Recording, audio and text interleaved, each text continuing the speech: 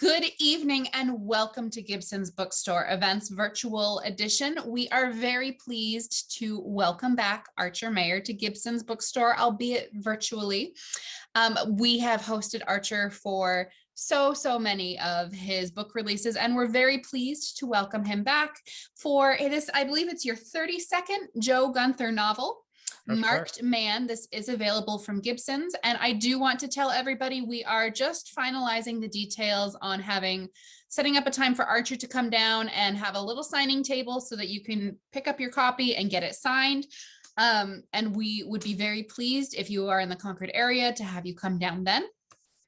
But for now, we'd be happy to get going if anybody has any questions that they want us to ask Archer, please do put them in the chat sidebar or the Q&A box so that we can ask them. We'll be asking them throughout the event.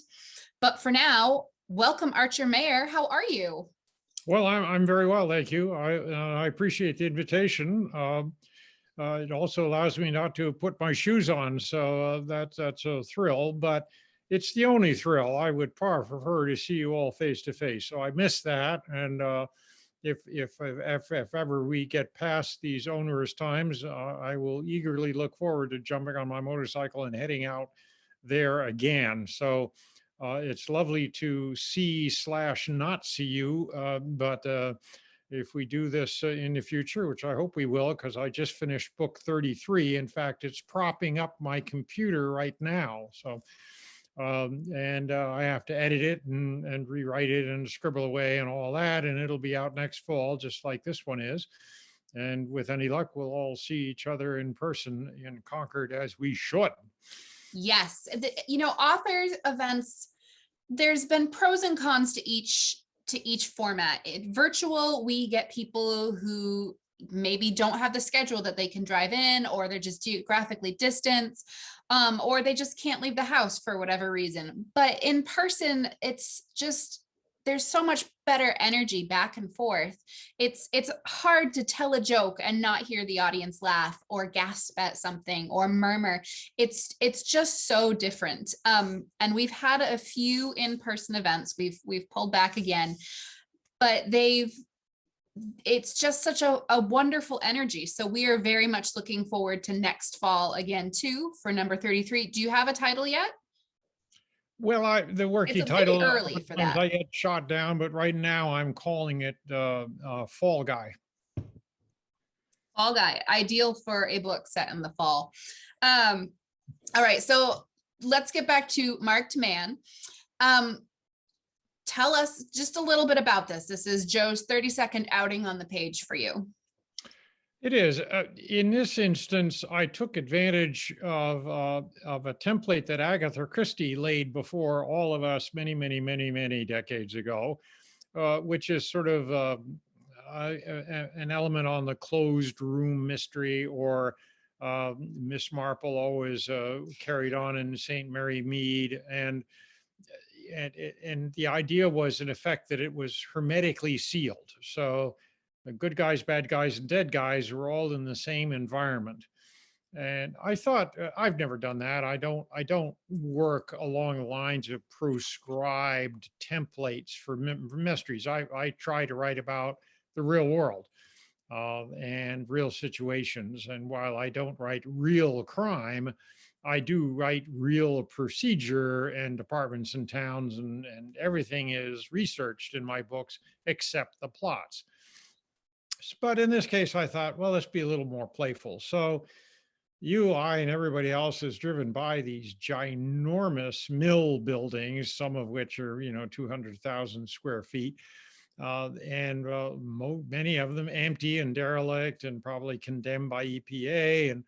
And we sort of wonder, well, what are they going to do with them? And every once in a while, someone converts them into office space or condos or whatnot.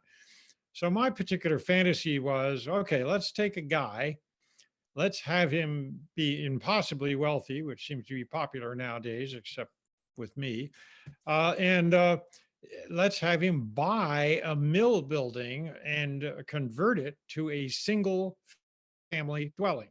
So it's 150,000 square feet, all for a single family. That's actually suggests a fair amount of room in which one can lose oneself. So for me, that would be lovely. I would stay away from everybody, but we'd all share the same roof. And somebody in the book sort of compares it in a funny way to an English village under one roof. And that's sort of what I was playing with. But this is in England and it's not a village. And in fact, the very wealthy guy was a retired crook. That's how he made all his money. And he made it in Rhode Island. So part of the book is who killed this guy, because the book begins with his having been dead for 6 months. So he doesn't have much of an acting part. He's a man of very few words, which I suppose is good news. And we need to figure out, we think it's a natural death and he's just being worked on by a medical student because he donated his body to science. And the medical student basically is standing with a professor by his side and he says, what's this? And she says, after a moment's pause, it's a homicide. And you better stop doing what you're doing and call a cop. So that's how this comes to light. And as a result, Joe Gunther and gang get on board. They find out what makes this guy tick, where he came from, and you get about 4 completely distinct layers of murder mystery tied up into one book. So there's a fair amount of dashing around, and they go down to Rhode Island and they dig into this guy's past. Featured prominently, along with everybody under the aforementioned roof, are Rachel Riling, who is Beverly Hillstrom's daughter, Beverly being the medical examiner, and Sally Kravitz, who is the daughter of the guy who earned the moniker Tagman in a book of that title several books ago. The two of them have over time bonded a very tight and sort of wonderful friendship. And thus they help each other out because one is a private eye and the other one's a newspaper reporter.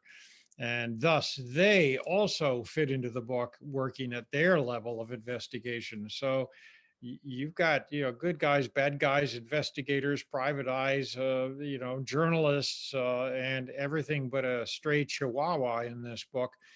But the good news is, here I am sometimes thinking, good God, no one's ever going to be able to read this because it may be hopelessly complex.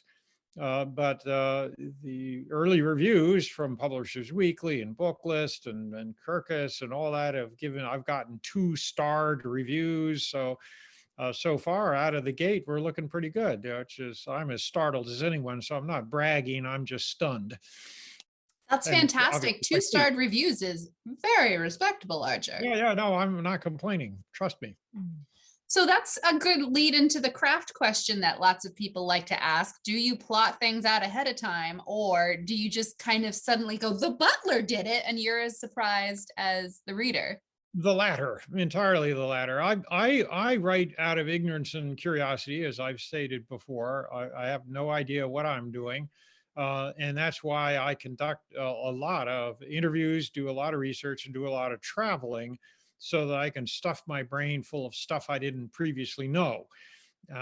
Writing from ignorance is a delight to me because I've always been a nosy guy.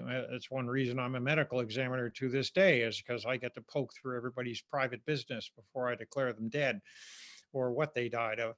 And as a result, it's a bit of a chaos theory, or I've kidded before and said it's a little bit like being an air traffic controller with no windows and no radar. And in a way, that's not far off from the truth, because twice during these 30 odd books, I've actually written up the wrong bad guy. And during the editing process, I've said, actually, that didn't work out worth a damn. So I'm going to change the bad guy to somebody else. And I can, because I wrote the book. So it allows me to do that. But needless to say, the excitement is that I may be, as I was in book 33, which no one can read quite yet. Good Lord, I was 3/4 of the way through. And all of a sudden, these wonderfully convoluted Byzantine but reasonable conclusions occurred to me that were different than what I thought I had in hand. And now I kind of went, wow, that is so cool. I never would have guessed that guy did this for that reason. And of course, I'm supposed to know that stuff, but I don't. And then, of course, the trick to writing is rewriting. So I'm finished writing now. I won't be submitting this manuscript to my editors until probably January or early February. So for the entire interim of months, I'm going to be rewriting and rewriting and rewriting and rewriting. And so the you have three distinct, answer to your question, three distinct stages. You have sort of the questioning, imagination, what do I do now phase, the writing phase, and the rewriting phase. And finally, the book gets into the publisher's hands, and they go, golly gee, you look so organized, when in fact it was no more than screaming all the way out of the airplane until I hit the ground. This is an excellent analogy. I feel like I need that stitched on a pillow. Rachel wants to know which of those two books in which the bad guy turned out to be different than what was started. Oh, isn't that amusing? Yes, people are always asking me titles of the books. I'm the last one to ask that question because I have no idea what the titles of these books are. I sort of remember who the bad person was, but I can't remember for the life of me what the book was. So much as it chagrins me to disappoint you, I can't answer the question. This is like a Friends episode, like the one where the yes, villain did the thing. All right, excellent.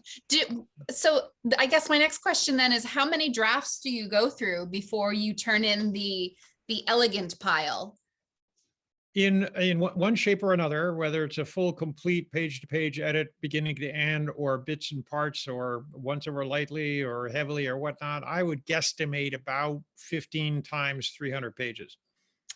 That's a lot of rewriting. Excellent. Yeah. Would you like any of these books to be made into a movie or a series? I feel like you could probably get some. All of them turned into movies, profitable movies. I feel like they'd make excellent mini series. Like you could have one mystery across 3 to 6 episodes. Sure. And then, so get on that BBC. Yes, absolutely. You make the phone call and I'll volunteer. So does Hollywood call you, or do you, so that, do you have any ideas for who you would like to play any of your characters? Who? Anyone living. That's a pretty good parameter right there. Well, anyway, let's put it this way. When was the last time you went to a movie you didn't enjoy and you blamed the writer of the original book? So for me, it's kind of blame free. They call me up. They say they want to turn Joe Gunther into Whoopi Goldberg. And would you mind if it was set to music? I'm not going to say no. In other words, I write the books. I'm responsible for the books, and I will sweat blood to turn out the best possible book I can. But would I like them to make a good movie? I would love for them to make a good movie. However, I was approached many years ago by a local movie maker, and he said, have no fear, I will be absolutely true to your books. And I told him I didn't want to do the movie with him, because if that's the best imaginative leap he could make, then I didn't feel that I was in the hands of a creative person. I want them to take the books and do something with it, and I want it to be their vision. So people have suggested Joe Gunther should be Idris Elba. Joe Gunther should be Peter Dinklage. That kind of suggestion, and I've been okay with all of those because I've done my part. I'm not a movie maker. Knock your socks off. Make a good movie. And if it features one of those gentlemen as Joe Gunther, hey, and it's good, well, more the merrier. That's also brings up an excellent point that movies are an entirely different medium from books. So the dramatic tension in a book is going to be entirely different than the details needed on a film screen. So they don't translate directly. You would need somebody who had a creative vision. So good decision on your part right there. Thank you very much. So let's talk a little bit about Joe. Again, 32 outings. How has Joe changed over all of these books. And has he changed you at all? No, he's a fictional character, and I'm not so. I mean, I'm pretty weird, but I'm not that weird. No, so a fictional character is not going to change who I am. Now, has he been a useful conduit to examine maybe personal issues or certainly interrelational issues of the world in general? Of course. Has he changed much? No, actually, he hasn't.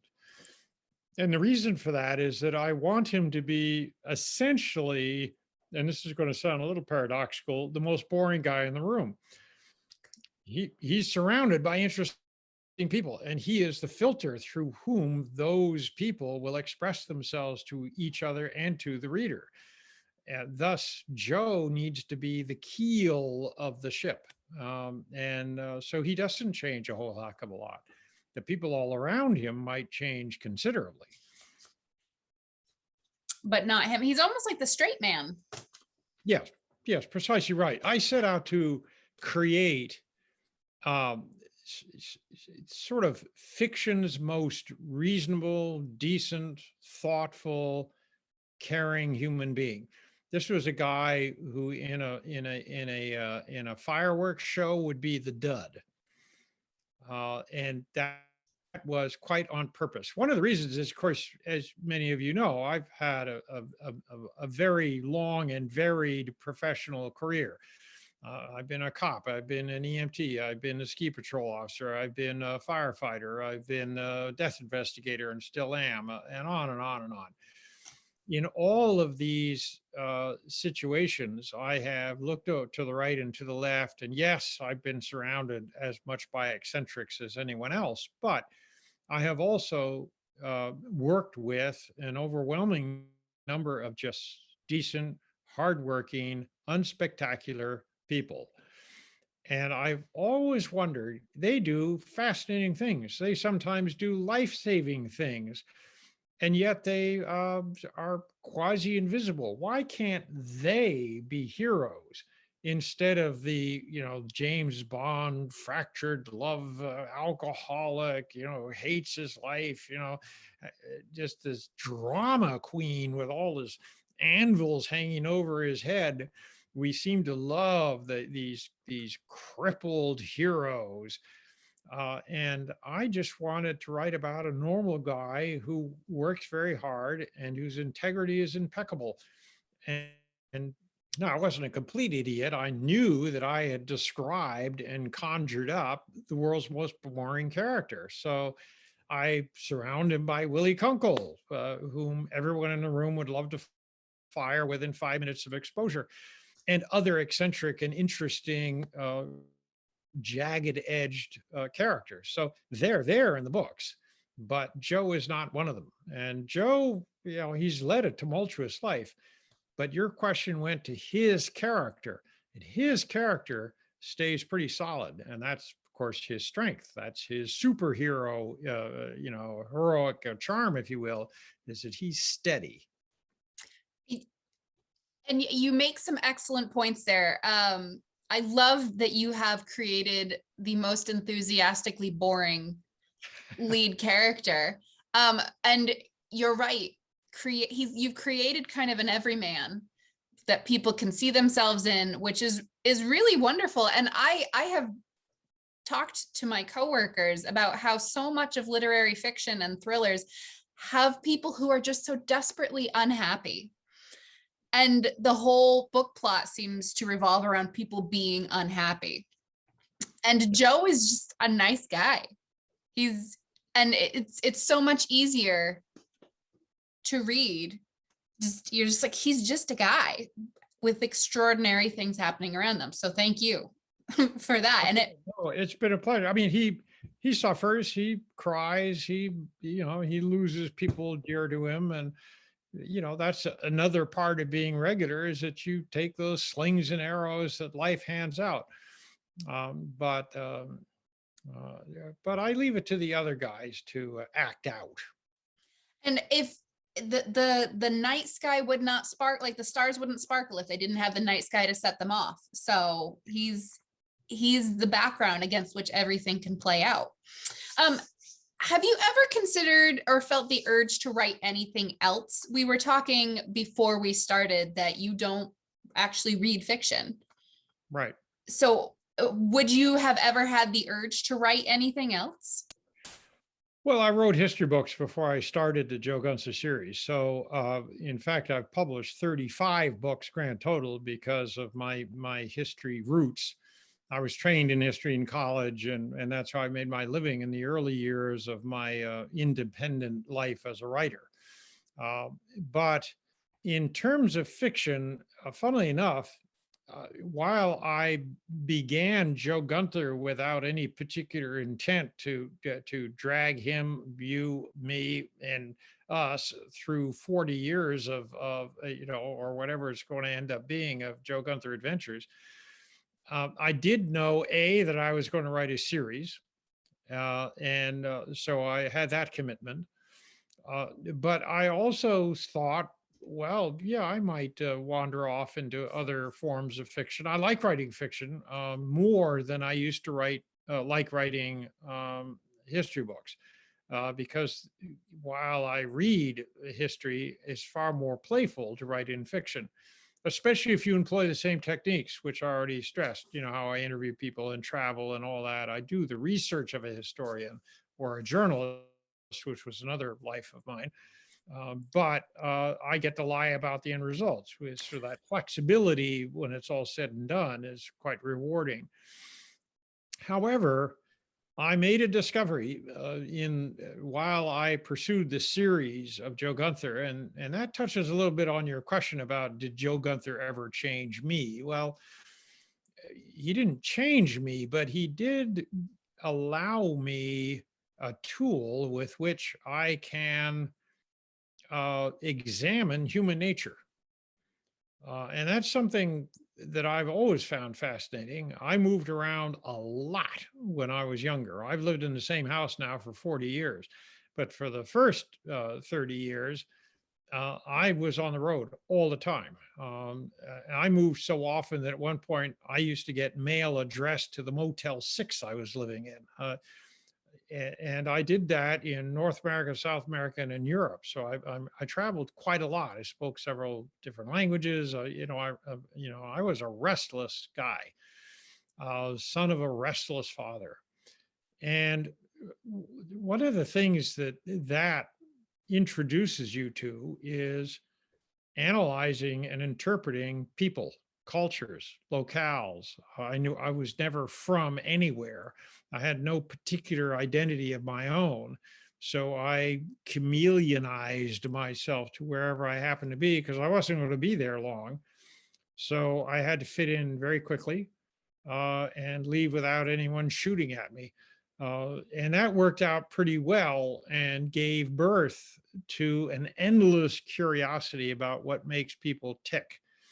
Um, there's a lot said by forensic pathologists, medical examiners, that oftentimes when just before they decide to commit themselves to pathology as a medical career, they consider psychiatry.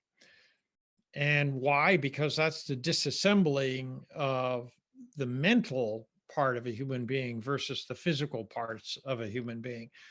And while I'm not a doctor, I have played with medicine all my life. And I share that same fascination. We are a fascinating species. And when I was a cop, for example, my expertise was sex crimes against children. And so year after year, that's what I interviewed. I talked to victims, and I talked to perpetrators, and I'd have to build cases, and I'd have to get inside the heads of the people who would violate children. That's a fairly curious place to put yourself. And so you could only really survive that exposure. I had several of my colleagues that washed out and became PTSD victims. But in my case, it was handy because, I made a sort of a science, if you will, out of studying motivations and impulse controls and whatnot. And so being able to make this somewhat academic was a saving grace. until I too decided, okay, enough of that, and I got out of it. But all of this goes to the fact that when and as I wrote the what I joke is the interminable Joe Gunther series, uh, it began to educate me. It began to inform me so that I no longer wanted to leave and go write other forms of fiction because Joe Gunther was the well that never ran dry. Every book I write, every case that I put forth allows me to examine us. And that's who people's these books are, us. These are not make-believe people. These are people we all know. We know Joe Gunther, we know Willie Kunkel, we know all these folks. And it's because of that proximity that I think my readers are stuck with me, I hope. And it's certainly why I've stuck with Joe. Makes sense. Excellent. Someone does want to know, have you ever considered writing an autobiography? No, I wouldn't touch that with tongs. No, it's been my life is not as it appears. I am a man made of two distinct personalities, and the other personality is almost shattered. I mean, I was diagnosed with what could be called later we came to be called PTSD, and it's more than half a century old. So, in fact, that dark inner self that also helps me to write these series of books the way I do. That's something I'm not going to share with anybody. Absolutely. Makes a lot of sense. Let's see here. How has the pandemic changed your writing process? Or, Not at all. and I suspected as much. So I have a follow-up question. Are you going to put the pandemic into the book at all? Or I've seen No. this, a lot of authors being like, do I address that there is a pandemic, or do we, for the long-term readability of the book, do you have the book just pretend that it didn't exist until it's over? It's less of a machination as you suggest. The answer to the first is the answer to the second. In other words, has the pandemic affected me? Not one iota, except I have to swap out masks just like we all do because they get a little, yucky. Uh, the answer to the second is that I'm in the emergency services when I'm not writing books in utter isolation. So utter isolation is what it is. It doesn't change whether you got a pandemic or not. I mean, everyone could be dying of the yellow plague out there, and I would still be writing in isolation. However, being an emergency worker, that means I don't have a choice. I got to go out there, whether people are dying like flies from some infectious disease or not. And thus, in fact, I'm the guy they call to find out if they died of the infectious disease. So, if anything, while I'm not as at risk as hospital personnel are, those guys are the front ranks. I'm sort of the garbage collector in the back. So what falls between the cracks is what I pick up. So have I been onerously tasked with COVID cases? No, not at all, because most of those occur in hospital. But I certainly am fully equipped to deal with that, and I have certainly dealt with it, or I have ruled it out, let's say, because obviously part of my job is to find out is it or isn't it. Therefore, my job hasn't changed one bit. And the people I write about, who are police officers, they're emergency responders. So when I go out into the field, who am I working with? I'm working with the same people I always worked with. They all wear masks, or they don't wear masks, depending on the level of crisis. But we are all doing things exactly as we used to do them. We do them cautiously. We don't shake each other's hands when we greet at a death scene. But therefore, you can see that cops, their lives haven't changed any. So since I write about cops, I really don't have any COVID to talk about. Now, if I wrote, stories about a British village, touching on what we were communicating about earlier, you're sure I could talk about COVID. But I would be writing exactly the same Joe Gunther books I always write, only everyone be wearing masks. That seems a little odd to me and a little belabored and not all that necessary. I personally, although I know people who died of COVID, I have not been traumatized by COVID. nor has my occupation or my daily life been affected by it. So there's no particular reason for me to write a COVID book. I will reflect current realities. There's a book I wrote. Again, I can't remember the title. I'm hopeless with that. I nicknamed it the Wet Book, but that doesn't do anyone any good. And that's a book that took place in and around Hurricane Irene, which was so devastating, certainly to my neck of the woods. And indeed, on the day of Irene, I was still working as a cop, and I was working on a missing kid. So I was, sleeves were rolled up on that particular day. So therefore, that book reflects the effects of Irene on Vermont. That's different because law enforcement was directly affected. All of us were directly affected by the byproducts of that. Curiously, although COVID is far more deadly than Irene was, it doesn't affect us that we in the business, it doesn't affect us that much. Interesting. So final call for questions from our audience members. If you have any, again, Marked Man is available from Gibson's Bookstore, and we are finalizing a date and time. Margot just emailed me, this afternoon. We think we've got it. We're just going to finalize that. So if you'd like to come to Concord and have Archer sign your book, personalize your book, or if you order the book and you just tuck into the order comments that you would like him to sign it, we are happy to do that.